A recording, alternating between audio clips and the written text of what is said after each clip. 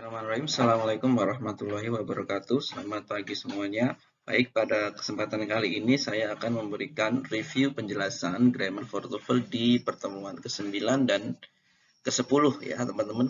Di mana di pertemuan 9 dan 10 itu ada 8 skill yang dibahas, yaitu skill 33 sampai skill 40.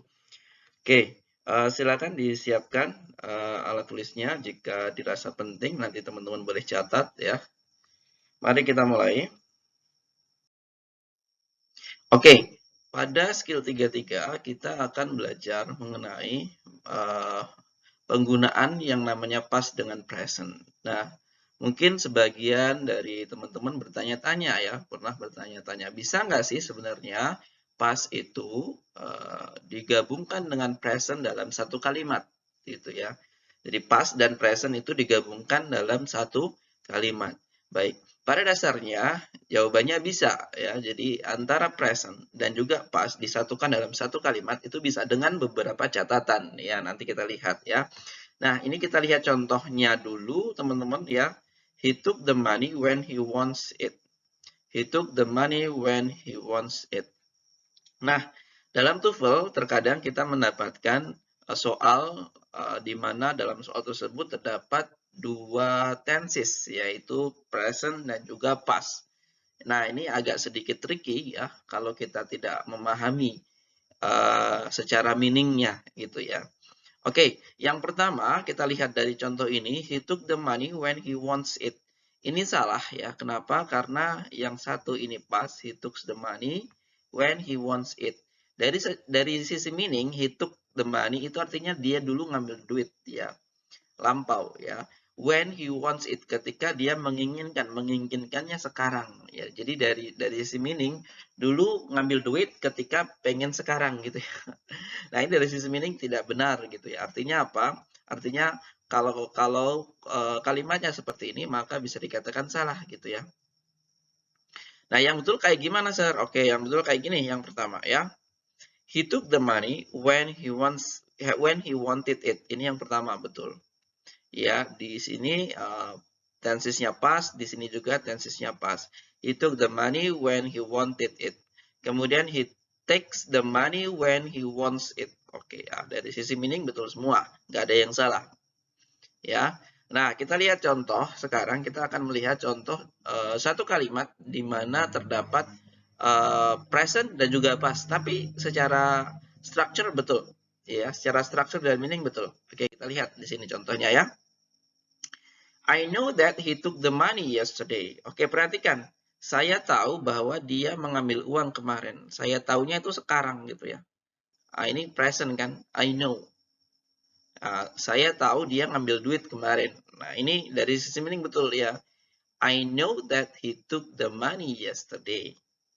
Kalau misalnya I knew, bisa nggak? Bisa aja gitu ya.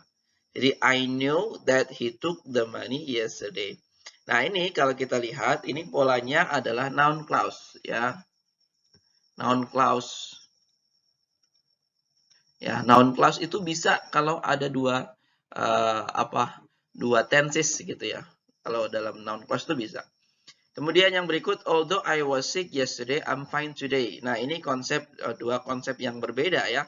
Walaupun kemarin saya sakit, tapi sekarang saya sehat gitu ya. Dari sisi meaning betul. Ya, maka ini boleh. Kalau yang tadi kan salah ya.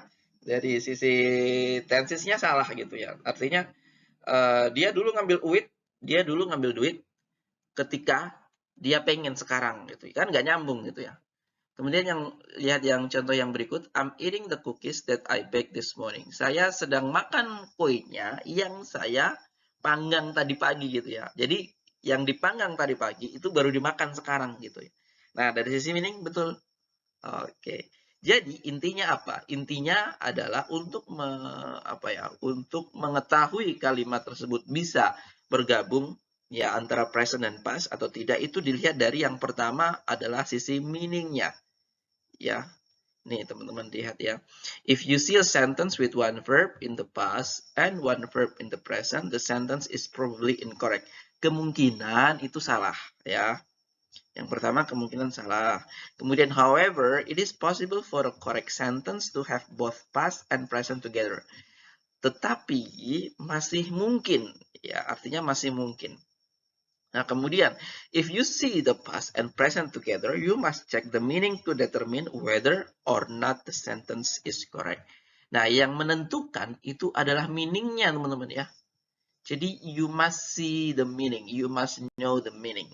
Ya, oke, that's easy saya rasa. Ya, cuman kalau kita menganalisa meaningnya, ya harus tahu gitu ya, mana secara meaning itu seperti apa sih. Nah, gitu. Oke, kita lanjut ke skill 3-4 ya, teman-teman. Use have and had correctly. Nah, have sama had. Have sama had yang dimaksud di sini dia sebagai auxiliary verb ya, teman-teman ya. Auxiliary verb atau kata kerja bantu. Oke, di sini ada tabelnya. Yang pertama, kalau have itu dia digunakan buat present perfect ya. Kalau had, dia digunakan untuk past perfect. Nah, apa itu present perfect dan past perfect? Jadi gini, untuk bisa mengetahuinya, kita bisa melihat time signal-nya dulu ya, teman-teman ya. Jadi ini saya bilang present perfect, yang di sini past perfect ya. Oke, present perfect timeline-nya itu seperti ini atau jadi gini, jadi ini dibagi 3, teman-teman. Ini past, ini present, ini future, ya. Nah, kalau yang namanya present perfect itu adalah sebuah kejadian yang berlangsung, ya, yang sudah berlangsung dari lampau sampai saat ini. Ingat, ini sampai saat ini ya. Hanya di present, berhentinya di present. Artinya dia masih punya efek sampai saat ini. Kalau present perfect, kalau present tense itu dia dari past sampai sekarang sampai juga future gitu ya. Nah, itu menandakan sebuah kebiasaan. Kalau yang past perfect, teman-teman, timeline-nya seperti ini. Time signal-nya. Ini past, ini present, ini future. Nah, past perfect itu adalah sebuah kejadian yang sudah berlangsung di masa lampau dan juga sudah selesai gitu ya. Sudah berlangsung ya dan juga sudah selesai.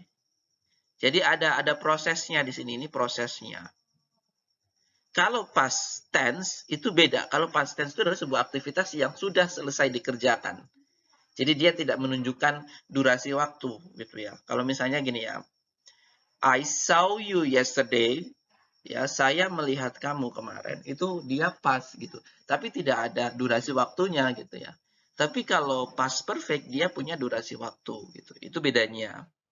Nah, di sini keterangannya ya, kalau present perfect itu have plus past participle. Ini verb 3 ya, teman-teman ya. Rumusnya have plus past participle. Dia meaningnya itu past up to now, dari masa lampau sampai sekarang. Kalau past perfect itu had plus past participle, had plus verb 3. Jadi before past up to past, sebelum past sampai juga past gitu ya. Oke. Kita lihat contoh di sini, teman-teman. Yang pertama di sini ini adalah present perfect. Ya, present perfect have plus past participle atau verb 3 ya. Nah, di sini contohnya Sue has lived in Los Angeles for 10 years. Sue sudah tinggal di Los Angeles selama 10 tahun. Jadi ini ada durasinya. Berarti artinya apa? Dari dia itu sudah tinggal sejak 10 tahun sampai sekarang. Sekarang masih tinggal di Los Angeles atau LA. Nah, kemudian yang berikut adalah past perfect. Past perfect itu had plus past participle. Had plus verb 3 ya.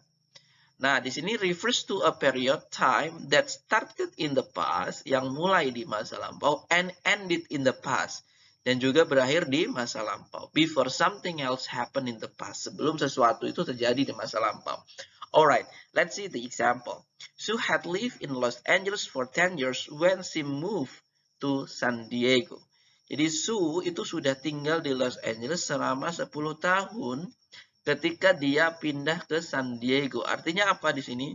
Artinya ini kejadian yang sudah terjadi di masa lampau dan ada time-nya, ada durasinya.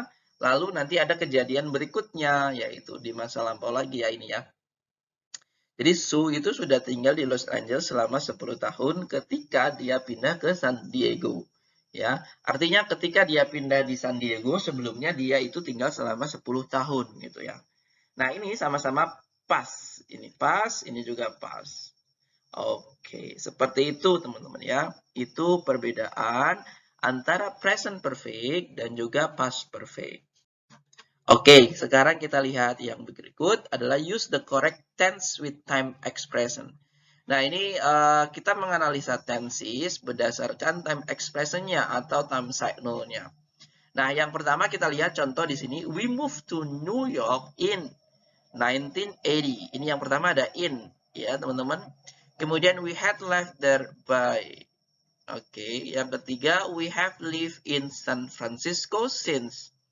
Oke, since di sini ada tiga time channel, in, by, sama since. Oke ya, diingat-ingat in, by, since. Oke. Kemudian yang berikut, ini ada lagi. She got a job 2 years ago. Ada kata ago, 2 years ago. She started working last week. Ada last week. She has worked very hard lately. Baru-baru ini ya. Oke, di sini juga ada tiga. Ada ago, kemudian ada last week. Ya. Kemudian juga ada lately. Ada lately. Alright. Nah, ini ya keterangannya. Past perfect itu dia menggunakan time signal by. Jika dia berdiri sendiri tanpa ada tambahan klausa, ya. Dia pakainya by. Kemudian simple past itu common banget ya. Saya rasa teman-teman sudah paham semuanya. Simple past itu time signal-nya ada ago, ya, contoh 2 years ago, kemudian ada 2 days ago, a week ago, ya. Nah, pokoknya ada kata ago itu dia menunjukkan simple past. Kemudian ada kata last. Last itu terakhir ya, juga dia simple past. Last year. Ya, last year, kemudian last month. Kemudian ada kata in. Nah, in pada preposition of time ya, dia menunjukkan past. Ya. Jadi kalau present jangan pakai in gitu ya. I live in Merauke. Sorry. Contohnya ya di sini ya. I live in Jakarta in 1999. Nah, perhatikan di sini, I live in Jakarta in 1999. Ini dia menunjukkan past gitu ya, bukan present. Bukan present. Kemudian kalau present perfect itu ada kata since itu sejak, kemudian ada lately, satu lagi di sini ada for ya, teman-teman. For itu dia digunakan untuk the length of the time, panjangnya waktu. Ya, panjangnya waktu seperti tadi ya. Sue has lived in Los Angeles, LA. Saya singkat LA. For 10 years. Nah, jadi for itu length of the time, panjangnya waktu. Oke, ini diingat baik-baik ya. Ada by, ada go, last, in, since, lately, sama for. Alright, we go to the next. Yang berikut adalah skill 36, yaitu use the correct tense with will and do. Oke, ini mudah sih sebenarnya, will and do. Will itu dia digunakan untuk future, ya, present future. Would itu dia digunakan untuk past future. Ya, ingat baik-baik, kalau will itu dia digunakan untuk present future. Kalau would itu bentuk pastnya, teman-teman ya. Would itu dia digunakan untuk past future. Ya. Will itu present future. Would itu past future. Alright, let's see. I know that they will arrive soon. Saya tahu bahwasannya mereka akan tiba dengan segera. Oke, dia will di sini bermakna akan gitu ya. Dia akannya itu akan datang, present future. Ya, kemudian yang berikut, it is certain that he will graduate. Ya, that he will graduate. Will di sini juga sama, dia akan. Kemudian yang berikut, ya, kita lihat yang would. Oh, ini kombinasi ya. I knew that he would arrive. I knew dia past. he would arrive, dia akan tiba juga, dia past. Kemudian it was the time that he would graduate. Oke. Nah, kalau dia kalimatnya itu kalimat apa ya? Kalimatnya cuman satu kalimat aja, cuman satu klausa aja ya. Kalau will itu dia untuk present, kalau would dia untuk past. Bagaimana dengan kalimat gabungan? Oke, ini adalah contoh kalimat gabungan ya. Nah, di sini teman-teman, di sini ada keterangannya. Kalau will itu adalah after the present, do not use with past, seperti yang saya katakan tadi. Would itu after the past, do not use with present. Artinya gini, kalau misalnya dalam satu kalimat itu ada beberapa, misalnya tadi ya, I knew that he will arrive. Nah, maksudnya di sini adalah ketika dalam satu kalimat itu terdapat dua clause, jadi I know sama he will. Nah, jika di sini present, maka di sini juga present, teman-teman. Ketika itu pakai will atau would. Kecuali would ya. Would itu gini.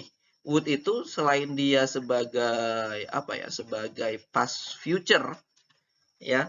Would itu juga dia bisa digunakan untuk polite expression atau ungkapan yang sopan gitu ya.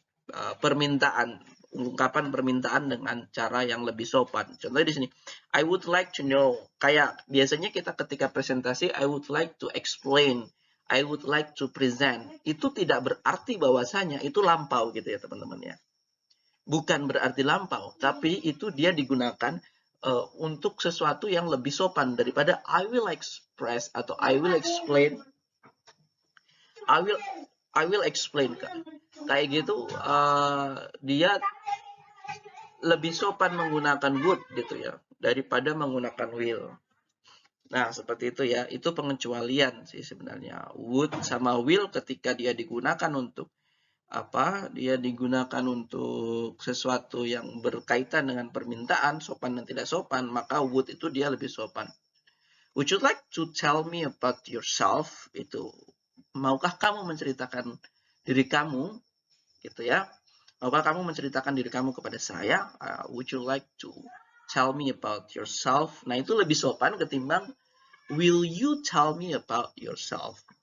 Nah, itu konteksnya berbeda ya, teman-teman. Kalau yang tadi, yang di sini dalam tenses ini will sama would itu dia digunakan untuk present sama past future, tapi kalau konteks yang tadi ini dia digunakan untuk polite or impolite gitu ya. Oke. Kemudian kita lanjut yang berikut, skill 37 ya. Nah, use the correct form of the passive. Oke, ini passive teman-teman ya. Ya, kita lihat contoh dulu di sini. The portrait was painting by a famous artist. The project will finish by team. Jadi gini, aktif itu apa dan pasif itu apa? Aktif itu menunjukkan di mana si subjek melakukan aktivitas. Contoh gini ya. I drink a cup of coffee. Ya. Saya minum secangkir kopi. I drink a cup of coffee. Nah, ini subjeknya, kemudian ini verbnya. Subjeknya melakukan aktivitas gitu ya. Sementara kalau pasif itu kebalikannya, di mana si objeknya yang melakukan aktivitas. Jadi dia dibalik ya. Jadi perubahan subjek ke objek, objek menjadi subjek. Dia itu adalah perubahan dari subjek ke objek atau perubahan dari objek ke subjek. Nah, I drink a cup of coffee, ini kita bisa balik.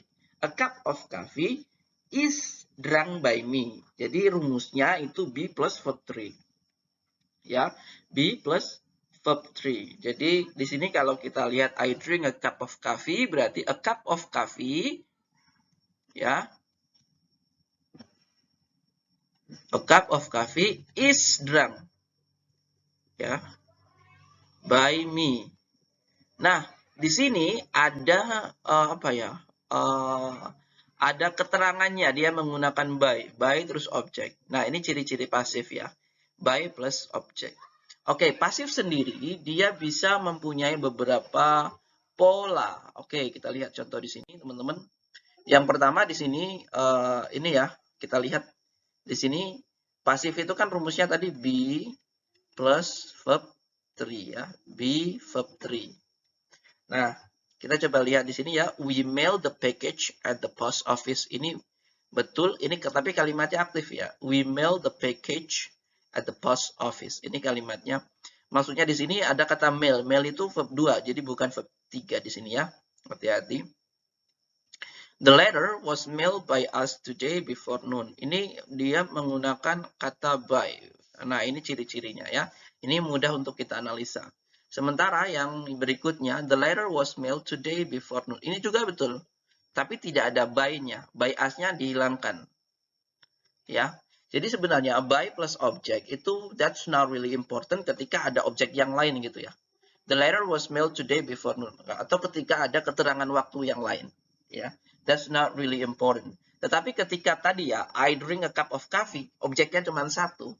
Ya, I drink a cup of coffee, maka itu harus ada kata by. A cup of coffee is drunk by me. Gitu ya. Nah, yang jadi soal ketika di sini teman-teman. Nah, ini contohnya, the letter mailed today before noon. Ini yang sering muncul dalam soal-soal TOEFL. Nah, di sini kadang itu by plus objeknya itu dihilangkan dalam soal-soal TOEFL. Nah, apa ya? Kita harus aware di sini. Kita harus benar-benar aware. Oh, ini kalimatnya aktif nih. Oh, ini kalimatnya pasif. Dari mana kita tahu? Dari melihat meaningnya. Coba kita lihat. The letter mailed today before noon. Artinya apa? Suratnya mail, mengirimkan hari ini sebelum siang. Suratnya mengirimkan. Kira-kira bisa nggak surat itu mengirimkan? Bisa nggak? Nggak bisa kan? Karena surat benda mati. Yang bisa adalah surat dikirimkan hari ini. Berarti dikirimkan oleh siapa? Bisa jadi dikirimkan oleh petugas gitu ya, atau officernya. Jadi the letter was mailed today before noon. Jadi di sini harus ada apa? Harus ada to be. Entah itu was, entah itu is gitu ya. Tergantung tergantung tensesnya nanti gitu kan. Nah, ini yang sering muncul dalam TOEFL. Jadi di sini teman-teman you must really aware. Jadi teman-teman harus benar-benar aware. Oh, ini sisi meaningnya dia pasif, bukan aktif. Ya, oh kalau aktif maka ini benar, tapi kalau pasif dia salah kan. Cuman ini dari sisi structure, dalam sisi structure-nya dia betul gitu ya. Cuma dari sisi meaning salah. Nah, yang jadi patokan apa? Meaning gitu ya teman-teman ya. Yang jadi patokan meaning. Structure-nya betul, meaning-nya salah ya salah gitu ya. Oke. Alright, we go to the next. Use the correct singular or plural noun. Apa itu singular dan plural? Singular itu adalah kata benda tunggal gitu ya. Plural itu adalah kata benda jamak. Teman-teman, saya sudah menyiapkan, bukan saya sudah menyiapkan, saya sudah pernah upload satu postingan saya tentang noun di Instagram. Ya, Mr. Sam Kampung Inggris di sini. Mr. Sam Kampung Inggris. Di situ saya sudah membuat satu postingan tentang noun yang bisa dikatakan cukup lengkap. Nanti teman-teman bisa cek di situ singular dan plural noun juga ya. Oke. Tambahan. Oke, use the correct singular. Singular itu noun tunggal, plural itu noun jamak. Oke, di sini kita lihat contoh dulu. On the table there were many desks. Kemudian on the lab assistant finish every task. Perhatikan di sini ada kata many, ada kata every. Nah, many sama every ini adalah adverb of quantity, teman-teman ya. Atau keterangan jumlah. Nah, ini nanti akan menentukan apakah dia itu singular atau dia plural. Apakah dia itu countable atau dia uncountable gitu ya. Jadi itu nanti ada tabelnya seperti ini ya. Nah, di sini salah, kalimat yang di sini salah. Kenapa? Karena disk itu harusnya disease gitu, jamak gitu ya. Kenapa? Karena ada kata many. Sementara tes itu nggak boleh jamak, dia harus tunggal di sini. Kenapa? Karena ada kata every. Oke, lebih jelasnya di sini. Untuk singular noun atau kata benda yang jumlahnya tunggal, itu dia adverb of quantity-nya ada yang pertama each. Each itu nggak boleh diikuti dengan noun jamak gitu ya. Every, single, one, nggak boleh kita bilang every box. atau each book, salah ya, harusnya every book tunggal, each book tunggal, single book, one book, a book. Nah, sementara kalau untuk plural kita bisa pakai both, two, many, several, various, 2, 3, 4, 5 dan seterusnya ya. Intinya lebih dari satu lah. I have 2 books in my bag. I have 3 books in my bag. I have many books in my bags. I have several books in my bag. I have various books in my bag.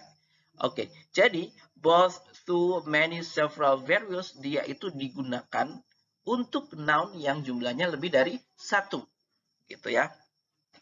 Oke.